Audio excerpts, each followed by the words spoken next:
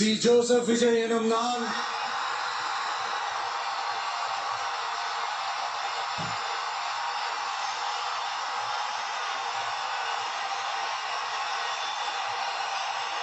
சட்டப்படி அமைக்கப்பெற்ற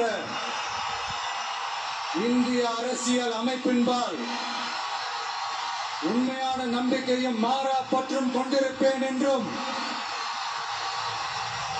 இந்திய நாட்டின் ஒப்பில்லாத முழு முதல் ஆட்சியையும் ஒருமையையும் நிலை நிறுத்துவேன் என்றும்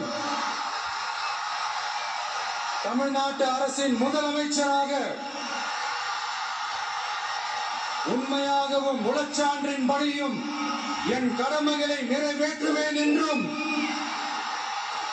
அரசியல் அமைப்பிற்கும் சட்டத்திற்கும் இணங்க அச்சமும் ஒருதலை சார்பும் இன்றி விருப்பு வெறுப்பை விலக்கி பலதரப்பட்ட மக்கள் அனைவருக்கும் நேர்மையானதை செய்வேன் என்றும் ஆண்டவன் மீது ஆணையிட்டு உறுதிமொழிகிறேன்.